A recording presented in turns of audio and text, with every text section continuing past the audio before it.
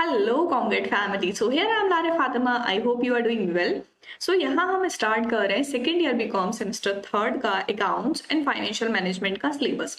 सो आज हम first lecture करने वाले हैं। फर्स्ट लेक्चर का हमारा फर्स्ट टॉपिक है final accounts of partnership firms. Final accounts partnership firm के क्या होते हैं एंड आज की वीडियो में हम क्या क्या टॉपिक्स पढ़ने वाले हैं वो देख लेते हैं।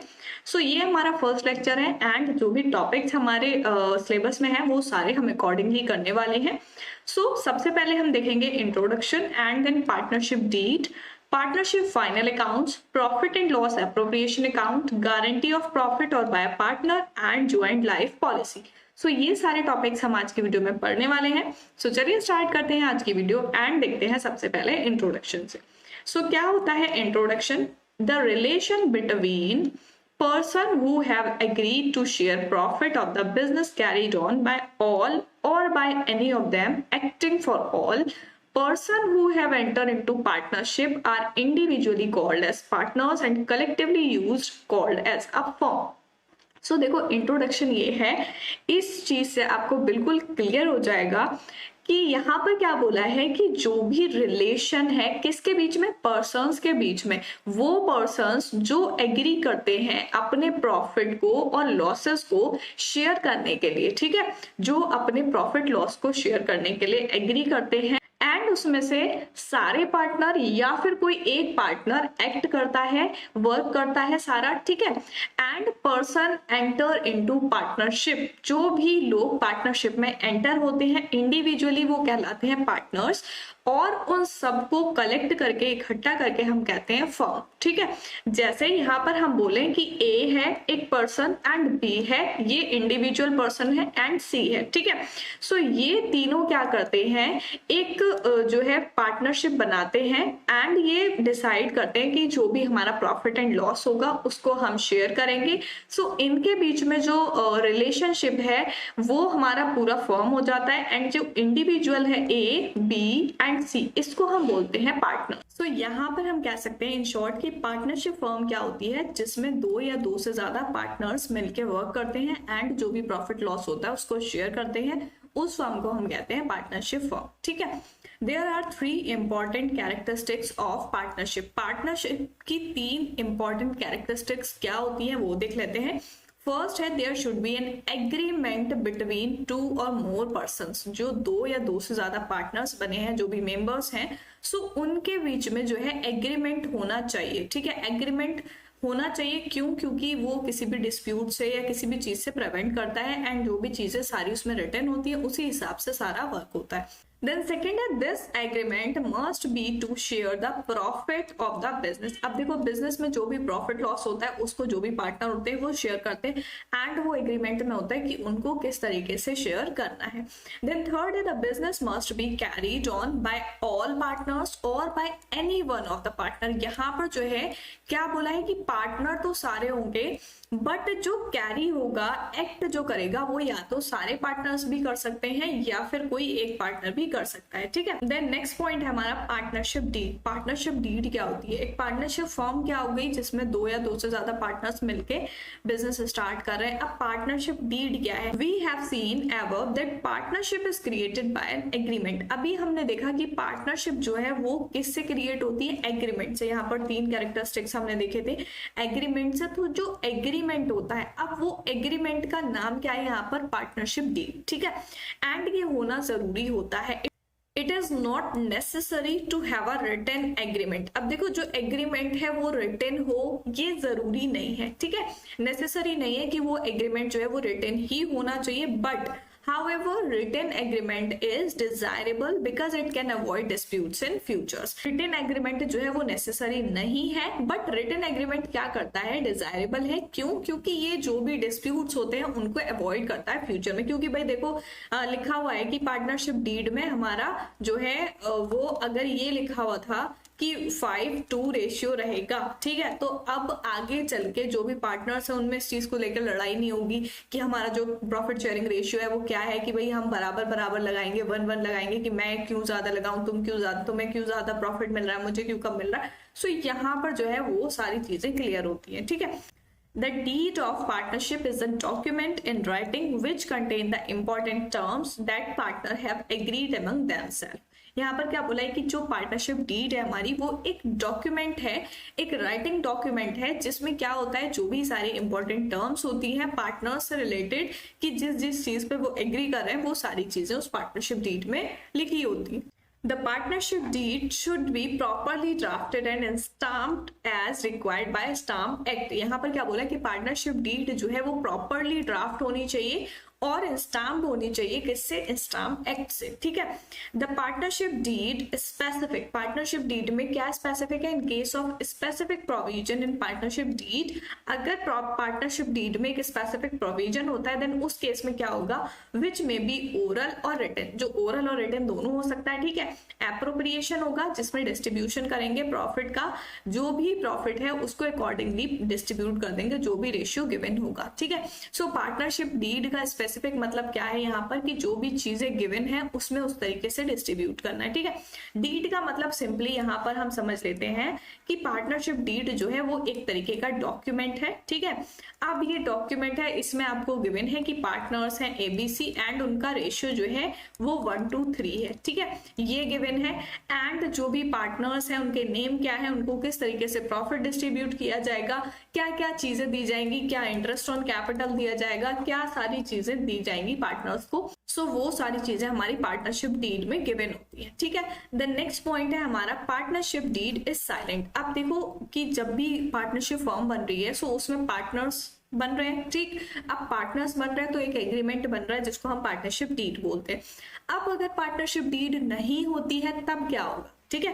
पार्टनरशिप डीड जब साइलेंट होगी सो क्या होगा, एब्सेंस ऑफ पार्टनरशिप डीड के केस में हम क्या करेंगे, in case following provisions of section 13 of Indian partnership act 1932 would be applicable. यहाँ पर क्या बोला है कि इस केस में हम क्या करेंगे, सेक्शन 13 का जो है इंडियन पार्टनरशिप एक्ट 1932 का, उसके अकॉर्डिंग जो प्रोविजन है वो लगाएंगे.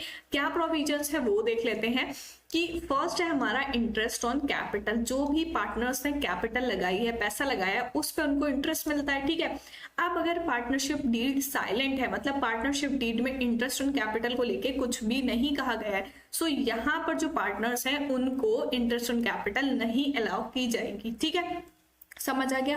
अब मान लो जैसे पार्टनरशिप डीड थी, हमारा जो डॉक्यूमेंट था उसमें ये बोला था कि इंटरेस्ट ऑन कैपिटल जो है वो 5% दिया जाएगा. ठीक है. सो अब जब इसमें गिवन है सो 5% दिया जाएगा, बट यहाँ पर अगर कोई पार्टनरशिप डीड में उस बारे में बात ही नहीं कही गई है, इंटरेस्ट ऑन कैपिटल के बारे में कुछ नहीं कहा गया है, सो वहां पर नहीं दिया जाएगा उनको इंटरेस्ट. ठीक है.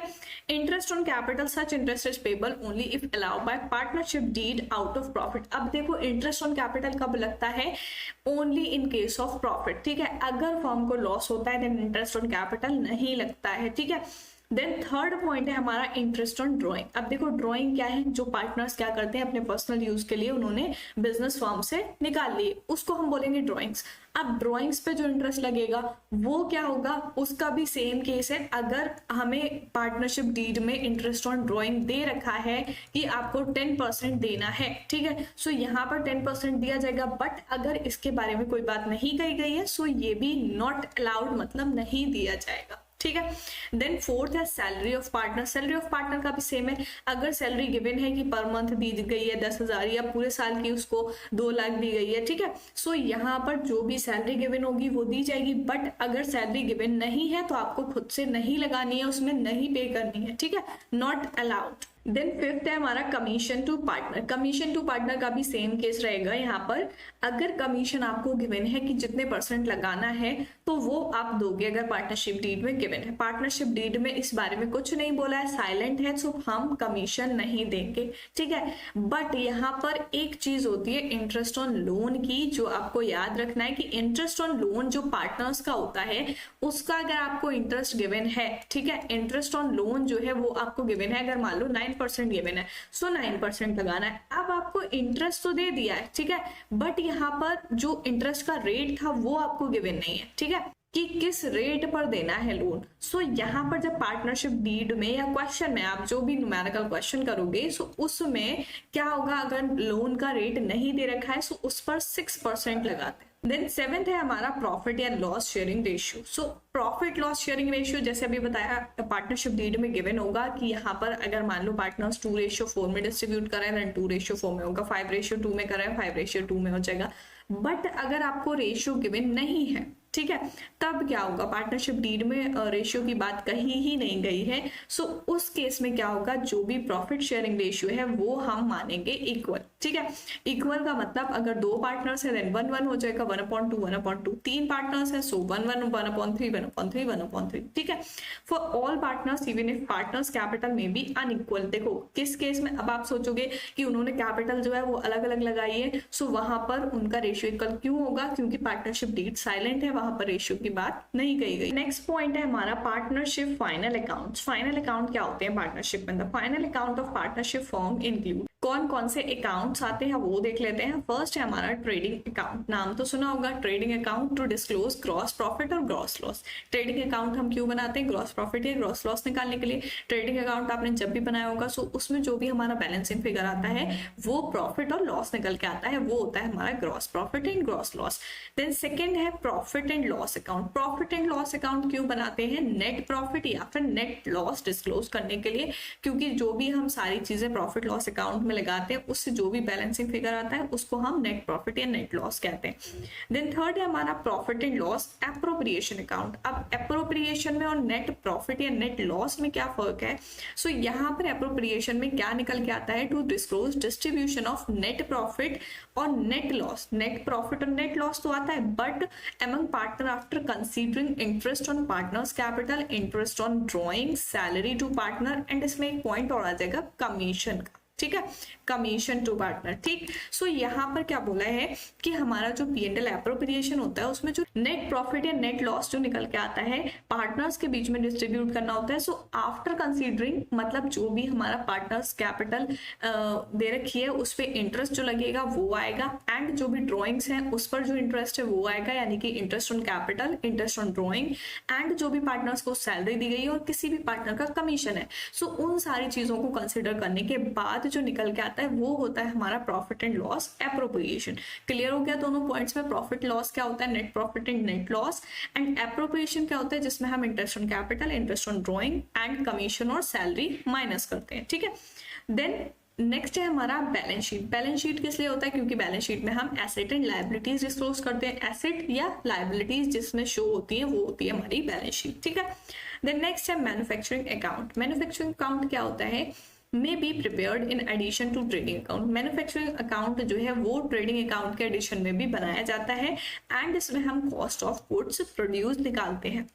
देन लास्ट है हमारा partners capital account. Capital account में क्या चीज शो होती है? Are prepared separately and then closing balance is transfer to the balance sheet. Partners capital जो अकाउंट है वो अलग अलग बनाया जाता है और ट्रांसफर किया जाता है उनका जो भी क्लोजिंग बैलेंस होता है वो बैलेंस शीट में। किस तरीके से करते हैं? न्यूमेरिकल क्वेश्चन में हम ये करेंगे, देन आपको क्लियर हो जाएगा। When partners capital account, if partners capital account are fixed is transfer to current account. देखो 2 केस होते हैं इसमें, पहला होता है फिक्स्ड एंड सेकंड होता है फ्लक्चुएटिंग। सो जब फिक्स्ड होती है कैपिटल सो उसमें हम करंट अकाउंट में ट्रांसफर करते हैं, एंड जब फ्लक्चुएटिंग होती है सो उसमें हम कैपिटल अकाउंट ही बनाते हैं, सिंपल। ठीक है, सो यहाँ पर क्या बोला है कि हम जो कैपिटल अकाउंट बनाते हैं वो सेपरेटली बनाते हैं। सेपरेटली का मतलब जैसे यहाँ पर आपके 3 पार्टनर है, पर्टिकुलर A, B, C। ठीक है, इस तरीके से आप अलग अलग अकाउंट बनाओगे। ठीक है, एंड जो इनका बैलेंस आएगा वो सारा डिस्ट्रीब्यूट करोगे दूसरी साइड। ठीक, बैलेंस निकल के आएगा। अब जो है बैलेंस शीट जो है वो हमारी एसेट लायबिलिटी सिंपल बन जाता है, ट्रेडिंग एंड P&L भी इसी तरीके से बन जाता है। बट पार्टनर्स कैपिटल क्या है? जितने पार्टनर होंगे उनका अलग अलग कॉलम बनाना पड़ता है, अलग अलग उनका बैलेंस निकालना पड़ता है। सो ये सारे हमारे फाइनल अकाउंट्स है जिनको हमें न्यूमेरिकल क्वेश्चंस में भी बनाना है। Trading, P&L, partner capital, manufacturing and balance sheet. ठीक है, सो आई होप आप लोगों को समझ आ गए होंगे कौन कौन से अकाउंट हमें न्यूमेरिकल क्वेश्चंस में बनाने हैं। एंड देन है P&L एप्रोप्रिएशन, यानी कि profit and loss appropriation account. This is a special account prepared in case of partnership firm।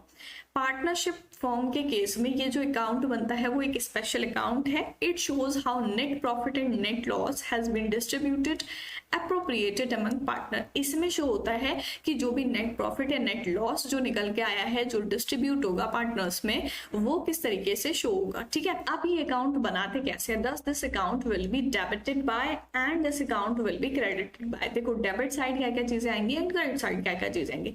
अगर नेट लॉस आया है, ठीक है, जो ट्रांसफर हुआ है P&L अकाउंट से, ठीक है, क्योंकि जब हम एप्रोप्रिएशन स्टार्ट कर रहे हैं सो वो हम स्टार्ट करते हैं जो भी नेट प्रॉफिट या नेट लॉस होता है जो हमें प्रॉफिट एंड लॉस अकाउंट से मिला है। ठीक है, सो जो प्रॉफिट एंड लॉस अकाउंट से ट्रांसफर होगा, अगर आपका नेट लॉस आया देन वो आ जाएगा क्रेडिट साइड। ठीक है, फ्रॉम क्रेडिट साइड से ट्रांसफर हुआ तो वो हमारा होगा डेबिट। ठीक है, एप्रोप्रिएशन में। एंड नेट लॉस की जगह अगर नेट प्रॉफिट आया है तो वो हमारा डेबिट साइड होगा P&L में और हमारा एप्रोप्रिएशन में आ जाएगा क्रेडिट साइड। ठीक है, देन सेकंड है salary, rent, interest on capital, commission है अगर पार्टनर्स का, देन वो सारी चीजें हमारी डेबिट साइड आ जाएंगी।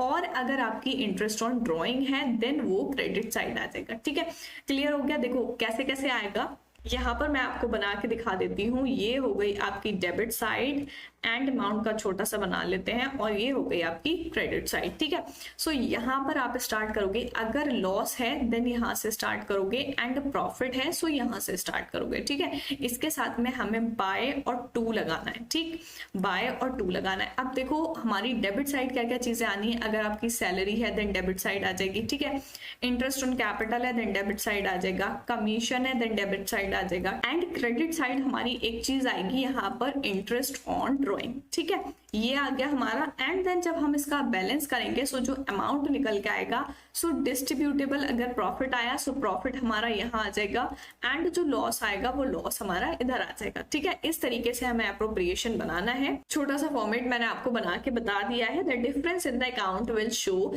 Final net profit and loss. जो भी डिफरेंस निकल के आएगा उसको हम प्रॉफिट लॉस शो करेंगे। ठीक है, and if credit side is heavier profit to be distributed. Credit side कौन सी है, ये वाली हमारी। ठीक है, अगर इस साइड का ज्यादा आया सो यहाँ पर जो निकल के आएगा वो प्रॉफिट आ जाएगा। And if debit side is heavier loss transfer to partners account. Debit side मतलब हमारी अगर डेबिट साइड ये वाली साइड हैवी है देन यहाँ पर हमारा लॉस आ जाएगा पार्टनर्स में डिस्ट्रीब्यूट होके। सो इस तरीके से हमें P&L एप्रोप्रिएशन बनाना है। बस बहुत थोड़ी सी चीजें हैं इसमें जो आपको लर्न करनी है। देन नेक्स्ट पॉइंट हम देखेंगे गारंटी ऑफ प्रॉफिट टू और बाय अ पार्टनर। देखो पार्टनर देगा या फिर पार्टनर लेगा गारंटी, वो क्या होता है। According to the partnership deed, one or few partner are guaranteed a minimum amount of profit, therefore such partner would receive guarantee minimum profit or profit as per profit sharing ratio whichever is higher. So यहाँ पर देखो क्या बोला है कि partnership deed के according अगर हम बोले तो एक या कुछ पार्टनर जो होते हैं वो गारंटीड होते हैं कि उनको मिनिमम अमाउंट प्रॉफिट का इतना दिया जाएगा। ठीक है, ऐसे ही कुछ पार्टनर जो गारंटी होते हैं मिनिमम प्रॉफिट के, उनको प्रॉफिट शेयरिंग रेशियो के हिसाब से दिया जाता है जो भी हायर होता है। सो यहाँ पर गारंटी किस तरीके से दी जाती है, जैसे मान लो यहाँ पर आपको प्रॉफिट गिवन है 1 लाख का। ठीक है, 1 लाख हमने एग्जांपल ले लिया, ये हमारा प्रॉफिट हो गया। एंड यहाँ पर हमारे 4 पार्टनर्स हैं A B C D। ठीक है, अब इनका रेशियो मान लेते हैं 1:1 है। ठीक, अब यहाँ पर 1 लाख जो है वो डिस्ट्रीब्यूट होना था। 1 लाख को अगर हम डिस्ट्रीब्यूट करते हैं देन 1:1 रेशियो में डिस्ट्रीब्यूट होगा। अब यहाँ पर हम सपोज करते हैं कि B पार्टनर जो है उसको गारंटी मिली हुई है कि इसका अमाउंट जो है प्रॉफिट का वो कम से कम 30,000 होना चाहिए। ठीक है, 30,000 B का अमाउंट होना चाहिए। अब अगर हम 1 लाख को डिस्ट्रीब्यूट करते हैं इनटू 1/4 में, ठीक है, 1/4 में करते हैं देन ये आ जाएगा 25 सबका 25,000 यानी कि चारों पार्टनर्स का।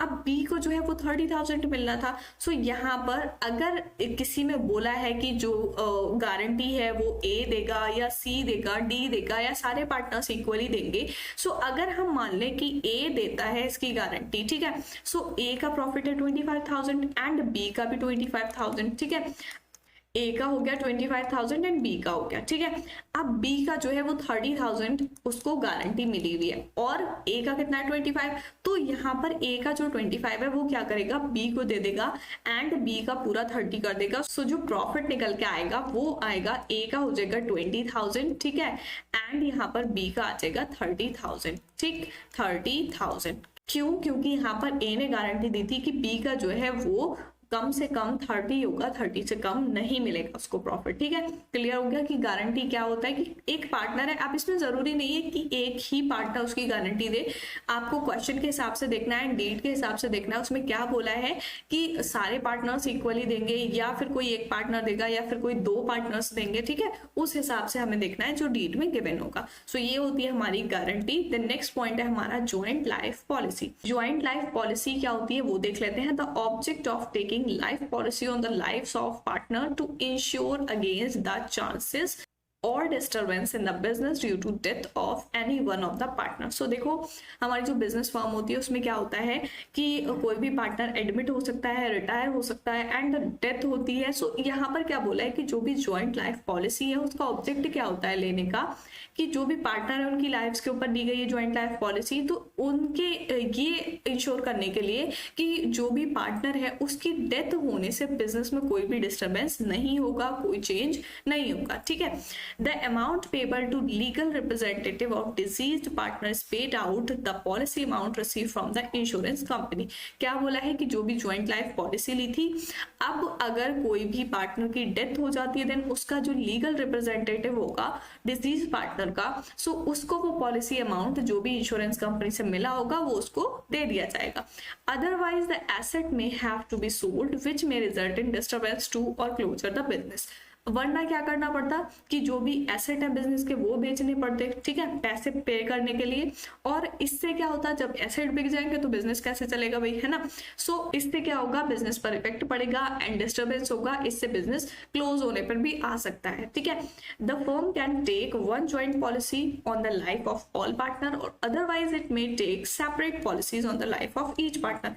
मतलब ज्वाइंट पॉलिसी क्या है कि अगर भाई A, B, C, D 4 partners है देन उनकी चारों की एक साथ ले ली पार्टनर्स की ज्वाइंट लाइफ पॉलिसी। ठीक है, और जो पार्टनर्स है उनकी सेपरेट पॉलिसी भी ले सकते हैं, A की अलग, B की अलग, C की अलग, D की अलग। ठीक है, सो इस तरीके से भी ज्वाइंट लाइफ पॉलिसीज ले सकते हैं। अकाउंटिंग ट्रीटमेंट में भी one of the following 3 ways. Accounting treatment जो होगा वो इन तीनों तरीके से हो सकता है। सो फर्स्ट है premium is paid is treated as expense. जो भी लाइफ पॉलिसी ली गई है उसका जो प्रीमियम पेड होगा सो उसको एज ए एक्सपेंस देखा जाएगा, खर्चे की तरह देखा जाएगा एंड जो उसको पेमेंट कर रहे हैं उसकी एंट्री एक्सपेंस की तरह होगी। देन सेकंड है when premium paid is treated as asset. जो भी प्रीमियम पेड हो रहा है वो एसेट की तरह ट्रीट किया जाएगा कि जैसे मान लो कोई एसेट खरीदा, क्यों, क्योंकि अगर हम प्रीमियम पॉलिसी का नहीं भरेंगे सो वहां पर क्या होगा, कोई एसेट बेचना पड़ जाएगा उसकी पेमेंट करने के लिए। देन थर्ड एंड लास्ट है when premium paid treated as asset and reserve is maintain. या तो एसेट की तरह ट्रीट किया जाएगा या फिर उसके बदले का रिजर्व इकट्ठा करके रख लिया जाएगा कि भाई ये ज्वाइंट लाइफ पॉलिसी, जो भी लाइफ पॉलिसी ली गई है उसका रिजर्व है एंड वो रिजर्व मेंटेन करेंगे जब तक उसकी जरूरत ना पड़े। ठीक है, सो ये होती है हमारी joint life policy. And here is your practice question जो है fill up. So fill in the blanks जिसमें आपको फिल करने हैं। फर्स्ट है एनी सैलरी पेड और payable to a partner treated as. जो भी सैलरी पे की जाएगी पार्टनर को उसको किस तरीके से ट्रीट किया जाता है। If any commission is paid और payable to a partner shall be debited to. किसी भी पार्टनर को जो है कमीशन पे किया जाएगा देन वो कौन से अकाउंट में हम कहाँ डेबिट करेंगे। ठीक है, एंड थर्ड है when the joint life policy premium is paid is treated as expense of the firm it is to be debited to. अगर हम जो लाइफ पॉलिसी ली है उसका प्रीमियम पेड करते हैं एंड उसको एज अ एक्सपेंस ट्रीट करते हैं देन वो हमारा कहाँ पर डेबिट होगा। देन लास्ट है variable expense related to sale are to divided in the ratio। जो भी वेरिएबल एक्सपेंस होते हैं सेल्स रिलेटेड उनको हम किस तरीके से कौन से रेशियो में डिवाइड करते हैं। आई होप आप लोगों को समझ आ गया होगा लेक्चर एंड जो फिल इन द ब्लैंक्स है वो आप अच्छे से कर लोगे। सो आज की वीडियो थी हमारी final accounts of partnership firm के बारे में। बहुत ही बेसिक वीडियो थी कि पार्टनरशिप फर्म क्या होती है, पार्टनर्स क्या होते हैं एंड पार्टनरशिप डीड क्या होती है एंड अगर पार्टनरशिप डीड साइलेंट होगी सो हमें वहां पर क्या करना होता है, पार्टनरशिप में क्या क्या फाइनल अकाउंट्स बनाने हैं एंड P&L एप्रोप्रिएशन क्या होता है और गारंटी क्या होती है। एंड लास्ट टॉपिक था हमारा ज्वाइंट लाइफ पॉलिसी जो पार्टनर्स के लिए ली जाती है। ठीक है, सो ये था हमारा आज का लेक्चर। आई होप आप लोगों को समझ आया होगा अच्छे से एंड इसमें जो प्रैक्टिस क्वेश्चन दिए हैं वो आप लोग कर लोगे। नेक्स्ट वीडियो में हम करेंगे नेक्स्ट टॉपिक। सो मिलते हैं नेक्स्ट वीडियो में, तब तक के लिए गुड बाय।